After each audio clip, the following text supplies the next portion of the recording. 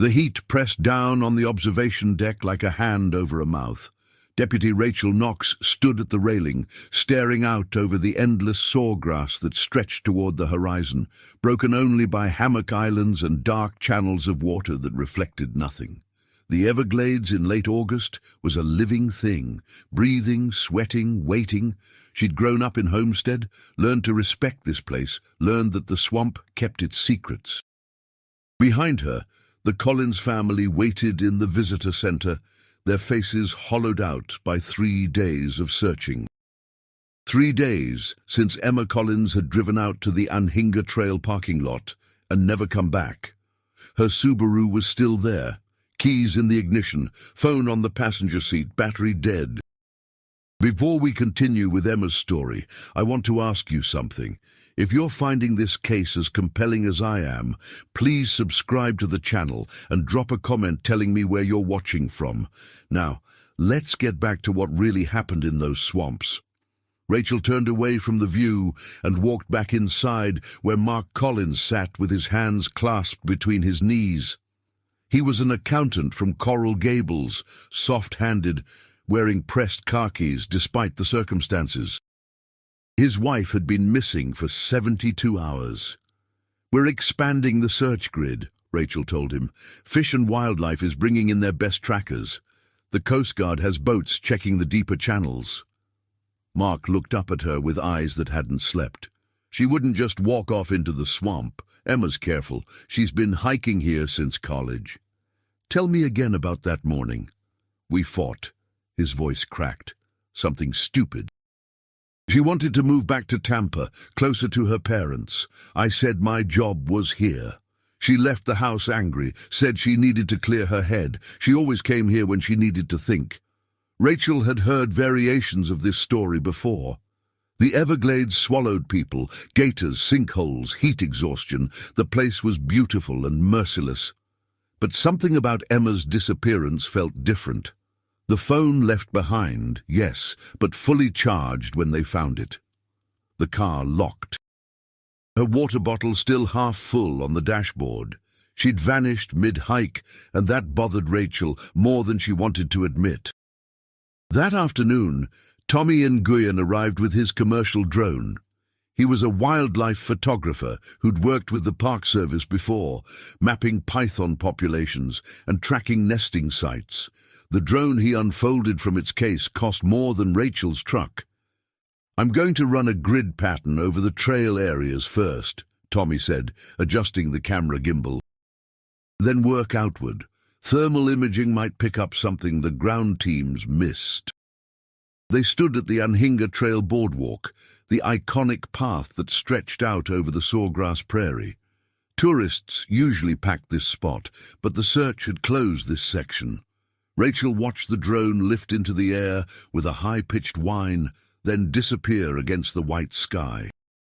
An hour passed. Then 2. Rachel drank lukewarm coffee from a thermos and tried not to think about the statistics. After 3 days in the Everglades, the survival rate dropped below 15%. After 5 days, search and rescue became search and recovery. Tommy's voice cracked over the radio. "Deputy Knox, you need to see this."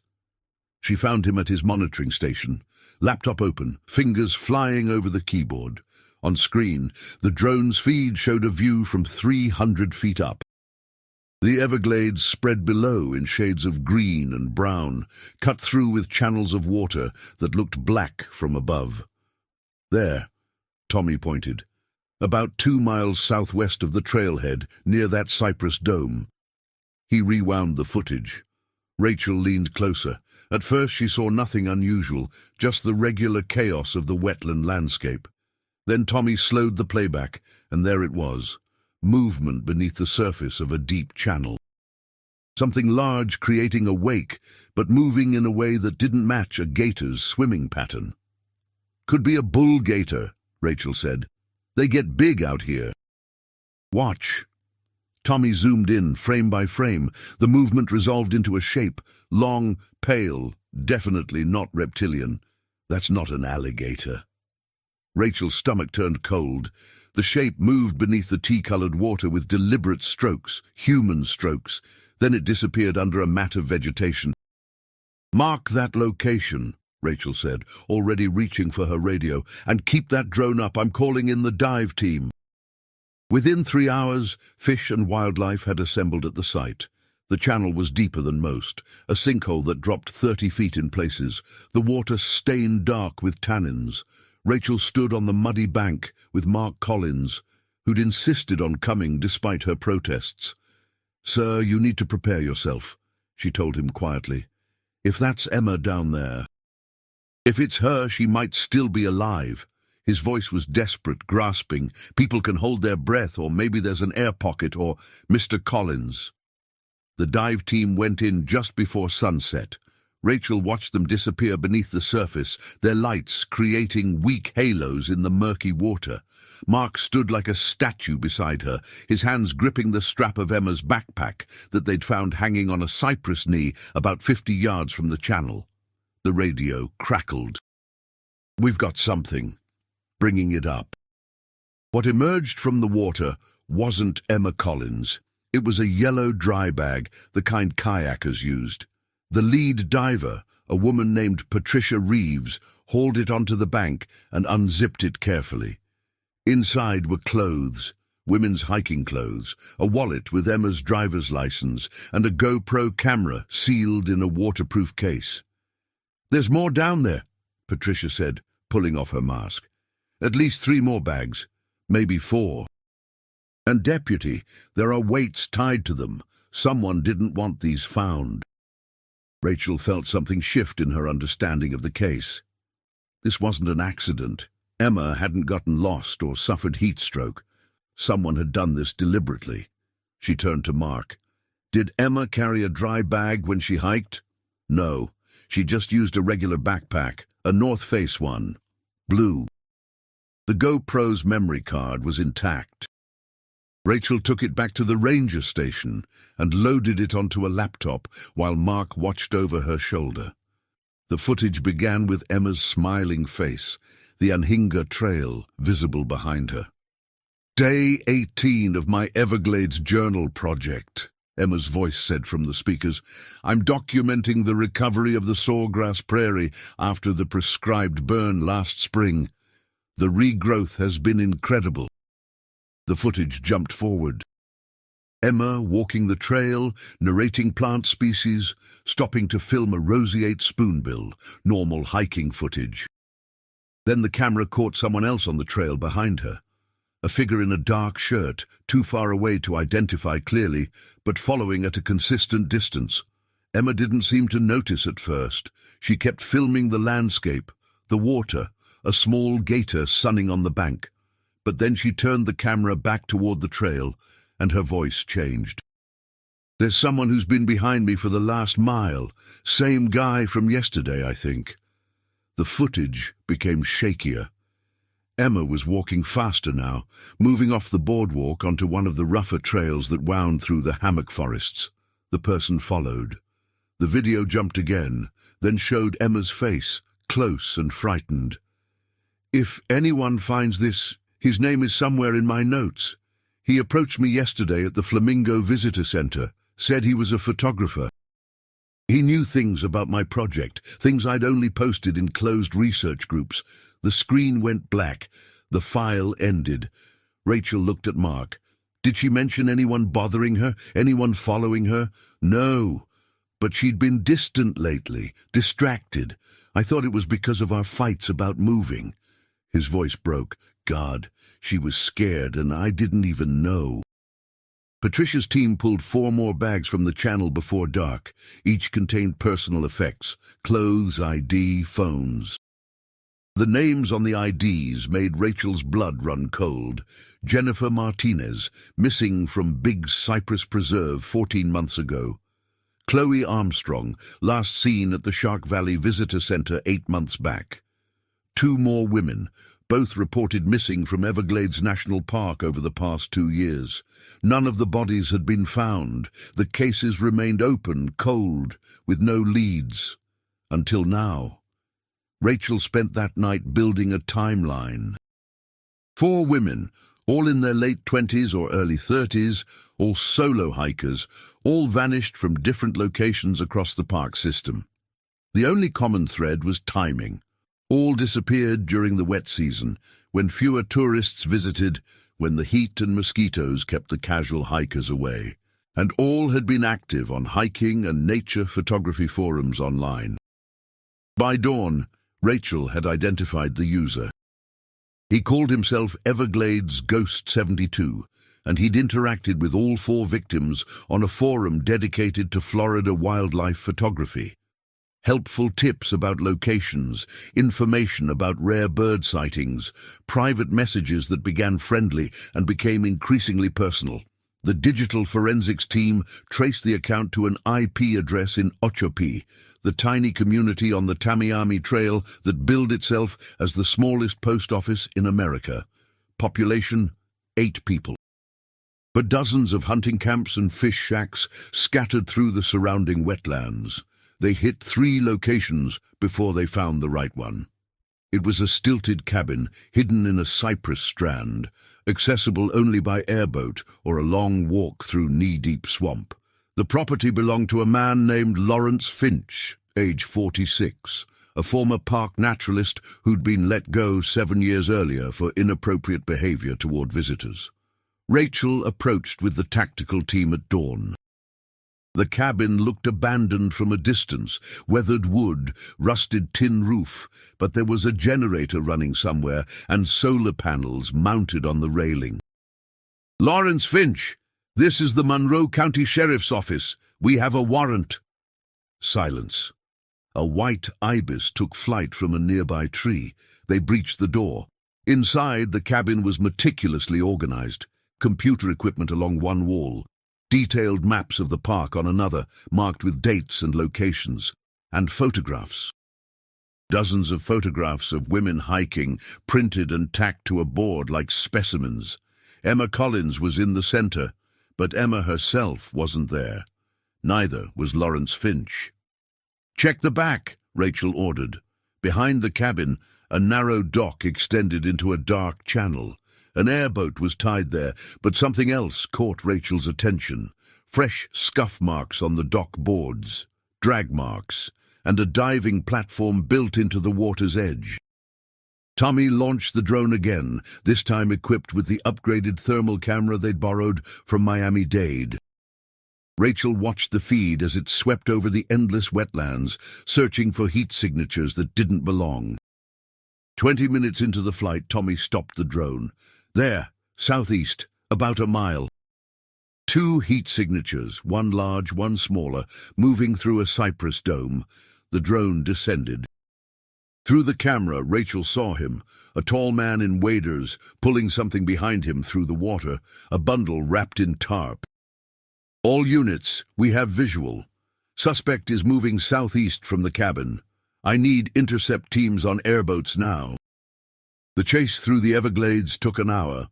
Lawrence Finch knew the swamp like his own heartbeat, moving through channels that barely showed on maps, cutting through sawgrass prairies that tore at clothing and skin. But the drone stayed overhead, and the airboats were faster. They cornered him in a solution hole, waist-deep in water, with nowhere left to run. He still had the tarp bundle. Rachel saw his face clearly for the first time. Weathered, sunburned, surprisingly ordinary, the kind of man you'd walk past in a grocery store without a second glance. "Let me see what you're carrying," Rachel called across the water. "She's sleeping," Lawrence said. His voice was conversational, almost friendly. "The swamp takes care of them. They become part of it, part of something bigger than their small lives." "Mr. Finch, I need you to unwrap that tarp and step away. You don't understand. The Everglades is sacred. These women, they come here and they take. They photograph and catalogue and study, but they don't really see. I help them see. I help them become." Rachel waded into the water, her weapon drawn. 2 other deputies moved in from the sides. Lawrence Finch looked around at them with something like sadness. "Too late," he said. "She's already part of it." He let go of the tarp. It began to sink. Rachel lunged forward, fighting the water's resistance, her hands grasping for the bundle. She caught it just as it started to disappear beneath the surface. The tarp was heavy, weighted down, but she pulled with everything she had. Inside, Emma Collins was unconscious but alive. The hospital in Homestead smelled like disinfectant and floor wax. Rachel sat in the waiting room with Mark Collins while doctors worked on his wife. Emma had been drugged, kept sedated in an underground chamber that Finch had dug out beneath his cabin. She'd been there for 3 days, given just enough water and sedatives to keep her alive but compliant. The other women, Jennifer, Chloe, and the others, hadn't been so lucky. The dive teams would spend weeks recovering remains from the channels and sinkholes where Finch had weighted them down, turning them into what he called eternal parts of the ecosystem. "She's going to be okay," Mark said, but he was saying it to himself, a prayer more than a statement. Emma woke 2 days later. Rachel was there when it happened, watching the monitors as Emma's eyes fluttered open, confusion giving way to terror, until she saw her husband beside the bed. "You found me," Emma whispered. "A lot of people found you," Mark said, squeezing her hand. "You left breadcrumbs." She had. The GoPro footage, the subtle changes in her online posts that digital forensics had discovered, messages that seemed innocent but contained hidden pleas for help. Emma Collins had known someone was watching her, and she'd been documenting it, building evidence even as she'd been hunted. The trial lasted 6 weeks. Lawrence Finch showed no remorse, talked about the swamp like it was a living deity that demanded sacrifice, described the women as offerings that would feed the eternal cycle. The jury deliberated for 3 hours before finding him guilty on 4 counts of first-degree murder and 1 count of kidnapping, life without parole. Multiple life sentences, stacked one after another until they became meaningless numbers. Rachel returned to the Anhinga Trail one morning in October, after the summer heat had broken and the migrating birds had started to arrive. The boardwalk was packed with tourists again, cameras clicking, children pointing at gators, sunning themselves on the banks. Emma Collins was there too. She'd asked to meet Rachel at the spot where her trail had ended and her survival had begun. She looked different, thinner, her hair shorter, but there was steel in her eyes that hadn't been there before. "I wanted to thank you," Emma said, "and to show you something." She opened her laptop. On screen was the beginning of a documentary, footage of the Everglades, her own narration, but woven through with interviews from families of missing persons, from rangers and search and rescue teams, from people who knew the swamp's dangers but loved it anyway.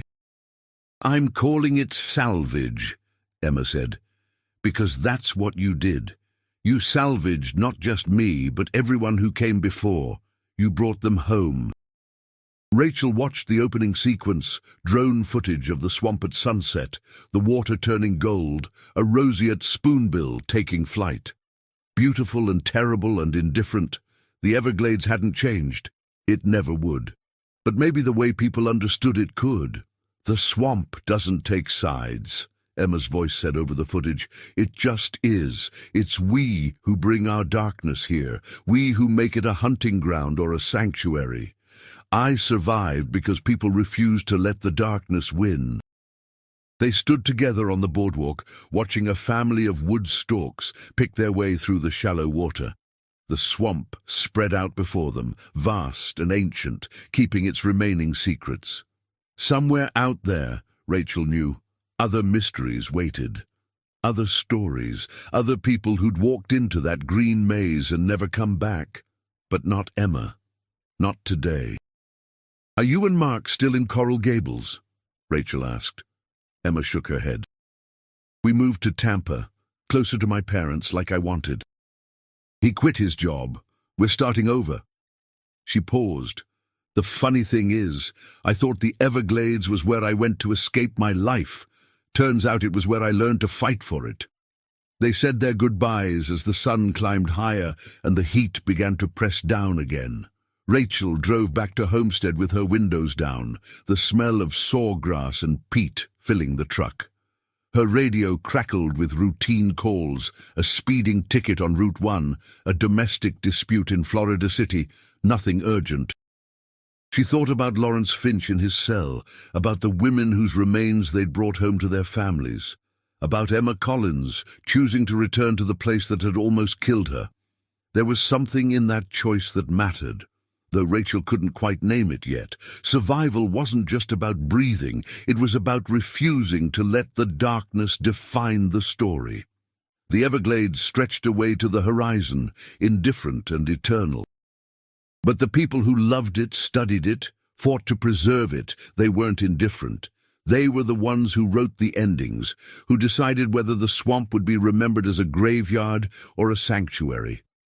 Rachel pulled into the station parking lot and killed the engine. Inside, there would be reports to file, calls to return, new cases already beginning.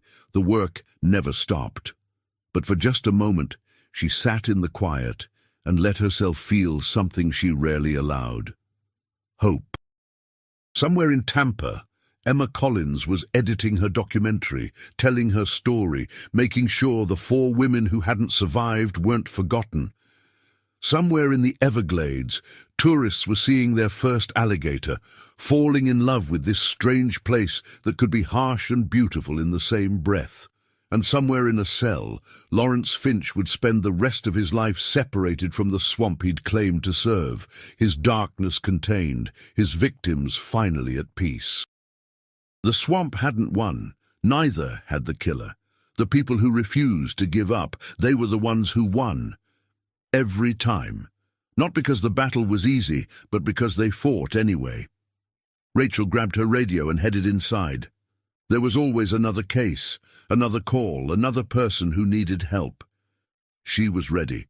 The Everglades would keep its remaining secrets for now, but Rachel Knox would keep fighting to bring home whoever got lost in its depths. That was the job. That was the promise.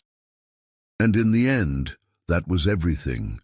6 months after Emma Collins walked out of that hospital, Rachel Knox found herself back in the swamp for a reason she hadn't anticipated. The documentary premiered at a film festival in Miami. Rachel had been invited, but hadn't planned to attend. She wasn't comfortable with attention, preferred the background to the spotlight.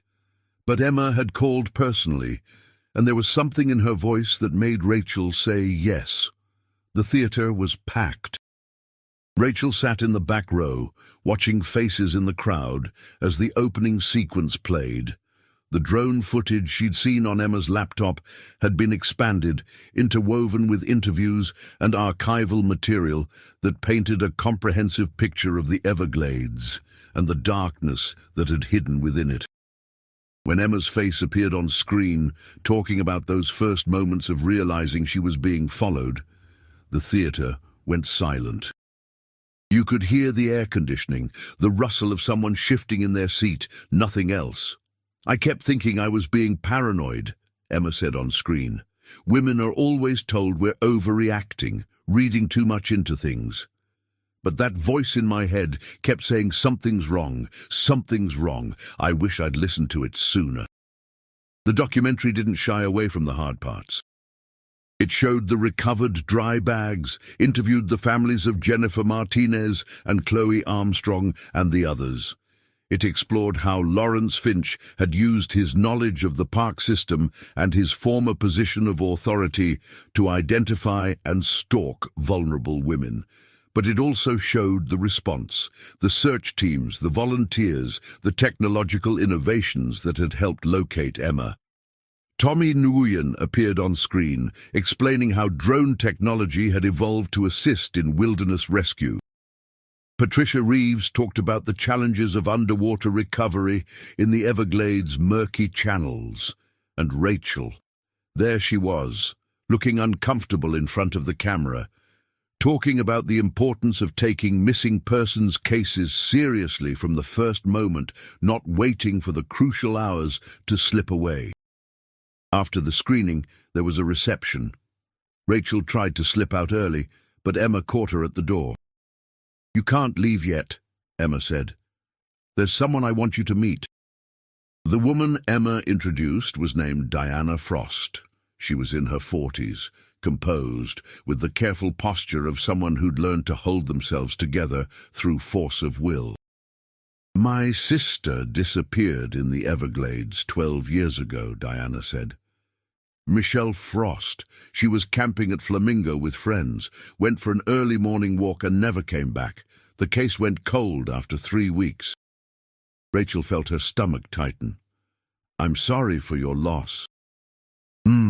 When I saw the documentary, I started thinking about Michelle's case differently. She was 26, an avid hiker and photographer, active on the same kinds of forums Emma mentioned. Diana pulled out her phone, showed Rachel a photo of a young woman with dark hair and a bright smile. "I know it's been 12 years, and I know Finch is already in prison for life, but I need to know if Michelle was one of his victims. I need to know if I can finally bring her home." Rachel looked at Emma, who nodded slightly. This was why she'd been brought here, not for recognition or celebration, but because the work wasn't finished. "The forensics team catalogued everything from Finch's cabin," Rachel said carefully. "There were maps, photographs, digital files going back at least 15 years. If your sister's case might be connected, we should look." By the following Monday, Rachel was back in the evidence room with Diana Frost and Detective Marcus Webb from Miami-Dade, who'd worked Michelle's original case. They spread out the contents of Lawrence Finch's digital life across multiple monitors. The man had been meticulous.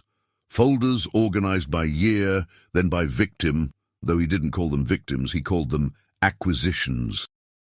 Each folder contained surveillance photos, notes about routines and habits, screenshots of social media posts, and forum conversations. Marcus pulled up the folder marked 2013. Inside were files for 2 women. Neither was Michelle Frost. "Check his physical files," Diana said. "He's older. Maybe he kept paper records back then." The boxes from Finch's cabin had been stored in climate-controlled evidence lockers. Rachel signed them out, and they spent the afternoon going through notebooks filled with tight, precise handwriting, dates, locations, observations. The man had been hunting for at least 2 decades. It was Diana who found it, a notebook from 2012 and 2013, with a section devoted to someone identified only as M.F. Flamingo Prospect. The notes were chilling in their casual detail. Arrival time at campground, hiking alone while friends slept in, preferred trails, camera equipment. And then, in February 2013, a final entry. Acquisition unsuccessful. Subject had companion. Aborted. Too risky. Diana's hand shook as she held the notebook. He was watching her, planning it. But something stopped him. Marcus was already on his phone, pulling up the original case file. Michelle's friends said she went for a walk around 6 in the morning, but the campground host reported seeing her talking to another camper earlier, around 5:30. A man who'd asked about good birding spots. "Did they get a description?" Rachel asked. "White male, 40s, knowledgeable about local wildlife." The host thought he was a park employee. Marcus scrolled through the file. "They looked for him, but never found him. Figured he'd moved on to another campground." "That was Finch," Diana said quietly. "He was there. He was planning to take her." "But he didn't," Rachel said. "According to his notes, he aborted." Which means Michelle disappeared for another reason. They went back through the original investigation with fresh eyes. Michelle had been camping with 3 friends, all recent college graduates celebrating before starting their careers. The morning she disappeared, she told her tent mate she was going to watch the sunrise from the Eco-Pond Trail, a short loop that wouldn't take more than 45 minutes. She never returned. Searchers found her day pack near the trail, but no other trace. What if Finch's presence spooked her? Marcus suggested. What if she realized someone was watching her and tried to get away, but got lost in the process? Diana shook her head. Michelle grew up hiking in Colorado.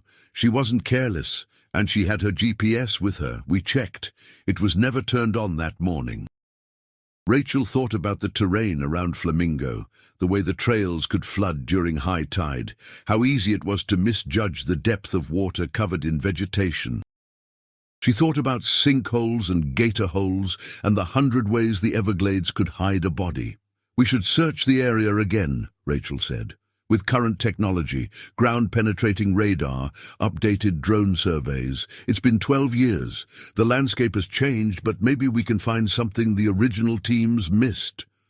The search was approved within a week.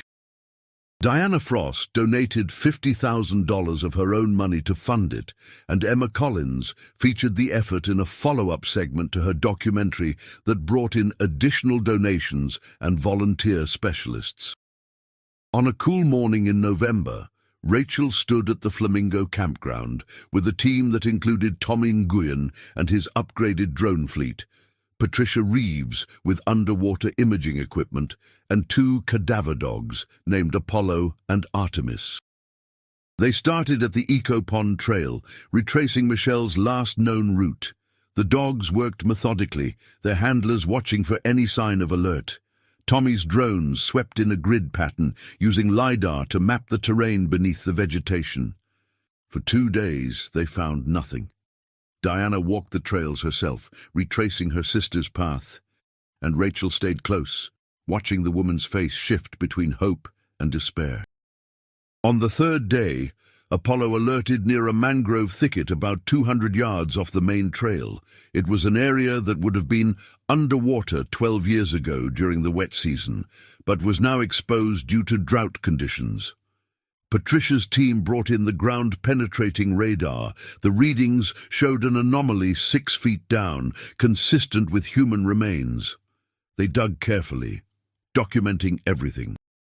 What they found was a skeleton, partially preserved by the peat, wearing the remains of hiking clothes, a waterproof watch still on the wrist bone, and a silver bracelet that Diana Frost identified immediately as belonging to her sister. The medical examiner determined that Michelle Frost had died from blunt force trauma to the skull, consistent with a fall. Near the burial site, they found evidence of an old solution hole that had collapsed, probably during heavy rain. Michelle had stepped on unstable ground, fallen 15 feet and struck her head. She died quickly, probably never regaining consciousness. The hole had partially filled in over the years, burying her naturally. It wasn't Lawrence Finch. It was the swamp itself, taking a life not through malice, but through the simple, brutal indifference that Rachel had come to understand was its true nature. Diana Frost held a memorial service at a chapel in Homestead. Rachel attended, standing in the back again, watching as family and friends celebrated Michelle's life and mourned her loss. There was grief, but there was also closure. After 12 years of not knowing, Diana could finally say goodbye. "Thank you," Diana said to Rachel afterward. "I know it's not the answer anyone wanted, but it's an answer. I can let her rest now." Rachel drove back to the station thinking about the difference between the 2 cases. Emma Collins, targeted by a predator, surviving through preparation and luck and the refusal to give up. Michelle Frost, victim of chance and geology, her death having nothing to do with evil and everything to do with being in the wrong place at the wrong moment. Both were tragedies, but they were different kinds of tragedies, and that difference mattered. The Everglades didn't care about justice or fairness. It simply existed. Beautiful and dangerous, a place where life and death happened with equal frequency, and no moral weight attached.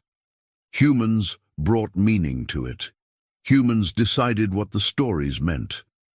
Rachel's phone rang. It was the dispatcher.